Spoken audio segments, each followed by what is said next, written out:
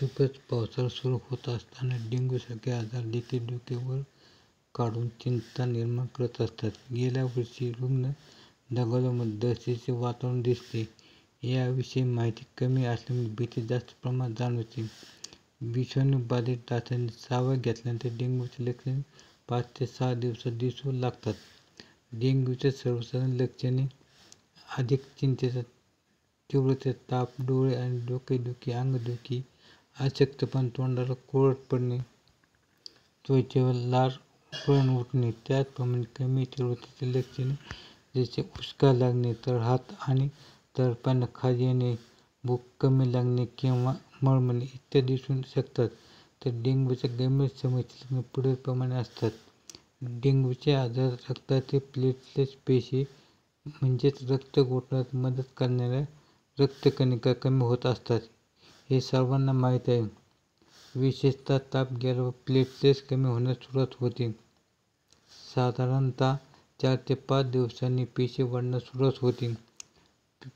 Platelets कमी होणे हे डेंग्यूचे तीव्र लक्षण नाही. त्यात बीपी कमी होणे, हातपाय थंड पडणे, लघवी कमी होणे किंवा पोटात दुखणे ही गंभीरतेची लक्षणे असतात. प्लेटलेट्स कमी झाल्यावर डॉक्टर लोक ट्रान्सफ्यूज केलेल्या पेशी देखील शरीरात नष्ट करत असतात व त्याप्रमाणे शरीरातील पेशी नष्ट होत असतात. त्यामुळे वारंवार प्लेटलेट्स चढवण्याची गरज भासू शकते. डेंग्यूचा आजार प्रभाव कमी झाल्यावर प्लेटलेट्स आपोआप वाढू शकतात. तसेच डेंग्यूवर कोणताही इलाज नाही. फक्त काही औषधे घेऊन आणि खाण्याच्या सवयी बदलून हा आजार बरा होऊ शकतो.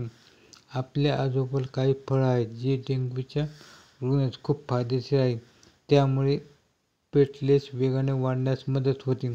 तर जाणून घेऊयात कोणती फळे खाल्ल्याने आपले प्लेटलेट्स वाढू शकतात. प्लेटलेट्स वाढीसाठी पपई सर्वोत्तम फळ मानले जाते. यामध्ये असलेले एन्झाईम डेंग्यूच्या लढण्यास मदत करतात आणि प्लेटलेट्स वाढवतात. तसेच किवीमध्ये कॉपर, पोटॅशियम, व्हिटॅमिन ई असते जे healthy red blood cells immunity वाढवतात आणि इलेक्ट्रोलाइट बॅलन्स करण्यास मदत करतात. तसेच डाळिंबात अँटीऑक्सिडंट आणि अँटी इन्फ्लेमेटरी गुणधर्म असतात जे डेंग्यूचे लक्षण कमी करण्यास मदत करतात. डाळिंब ब्लड प्रेशर नियंत्रित करण्यास आणि प्लेटलेट्स काउंट वाढवण्यासाठी देखील उपयुक्त आहे. मोसंबी हे व्हिटॅमिन सी आणि फायबरचा चांगला सोर्स आहे. हे फळ शरीराला हायड्रेट ठेवतात आणि प्लेटलेट्स वाढण्यास मदत करते. त्याचप्रमाणे नारळ पाणी प्यायल्याने शरीराला आवश्यक मिनरल्स आणि इलेक्ट्रोलाइट मिळतात. बहुतेक प्रकरणांमध्ये डेंग्यू नंतर डिहायड्रेशनची समस्या उद्भवते आणि नारळाच्या पाण्यात पुरेसे मिनरल्स असतात जे शरीराला हायड्रेट ठेवतात. त्याचप्रमाणे आपण पपईची 2 ते 3 पाने आणि एरंडाची 2 ते 3 पाने आणि गुळवेलीची 2 ते 3 पाने त्यांच्या दांडीसह एकत्र करून मिक्सरमध्ये घालून ते पाणी आपण रुग्णांना दिवसातून 2 वेळा दिल्यास रुग्णांच्या प्लेटलेट्स वाढण्यास मदत होते.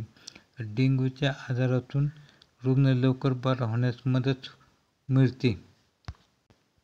आपण ही माहिती सुद्धा इतर लोकांना पाठवा, त्यामुळे त्यांना फायदा होईल.